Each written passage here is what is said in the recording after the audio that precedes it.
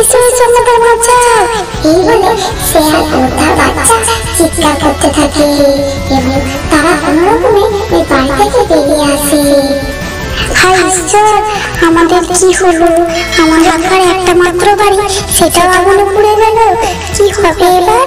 মামা, তুমি তো বলতে বাঘ মামি নাকি অনেক ভালো, বাঘ মামির অনেক বড় বাড়ি আছে, চলো না তার কাছে কি আশ্রয় চাই। হ্যাঁ হ্যাঁ, আমার কথাটা মাথায় আসেনি, চল চল চল। এই বলে শেয়াল যায় বাঘিনীদের বাড়ি। সেখানে শেয়াল গিয়ে বলে, বাঘিনী বাঘিনী বাড়ি আছো? কি রে, এই অসময়ে আমাকে এত হাঁকাহাঁকি করছে? আমি গো, তোমার শেয়াল বৌদি।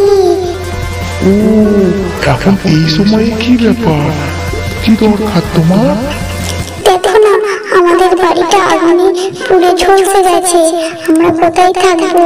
দয়া করে যদি তোমার বাড়িতে আশ্রয় দাও তাহলে খুব উপকার হতো। কি বলিস তুই? আমার বাড়িতে তোকে আশ্রয় দেবো? আমার বাড়িটা কি তোর জন্য বানিয়েছি? যা এখান থেকে। কেন এই অটাইমে আমার মাথাটা গরম করছিস? যা যা যা, তোর মতো ছোট লোককে এই বাড়িতে জায়গা ভাবলি কি করে? তুই এখান থেকে বেরো। এই বলে বাঘিনী শিয়ালকে অনেক অপমান করে তাড়িয়ে দেয়। শিয়াল ও শিয়ালের বাচ্চা মনের দুঃখে হাঁটতে থাকে এবং সে একটি জঙ্গলের মধ্যে পৌঁছে যায়। সেখানে গিয়ে দেখে একটি পাখি আহত হয়ে পড়ে আছে খাঁচার ভেতর বন্দি হয়ে। তখন মামা দেখো, ওই পাখিটি কত কষ্ট পাচ্ছে, খাঁচার ভেতর বন্দি হয়ে আছে। নিশ্চয়ই শিকারীরা অনেক খাঁচায় বন্দি করে রেখে দিয়েছে। চলো চলো, পাখিটির প্রাণ বাঁচাই। হ্যাঁ হ্যাঁ, এই বলে শেয়াল যে পাখিটি খাঁচা থেকে খুলে পাখিটিকে মুক্ত করে, সঙ্গে সঙ্গে পাখিটি পরীর রূপ ধারণ করে। আরে এ তো পরী। হ্যাঁ, আমি পড়ি। আমাকে এই দুষ্ট শিকারীরা হাত পেতে রেখেছিল, যে ফাঁদে আমি আটকে গিয়েছিলাম। তুমি আমাকে প্রাণ বাঁচালে। এই নাও, আমাকে একটা জাদুই ডালিমের বাড়ি। এই বাড়িতে কোনোদিন ফলমূলের অভাব হবে না, আর খাবারেরও অভাব হবে না।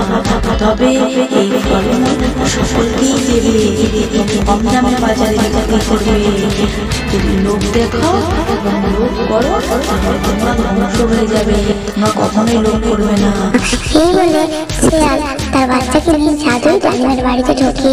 গিয়ে দেখে মামা, কত জামা, কত ফল, আমাদের আর কষ্ট হবে না বলো?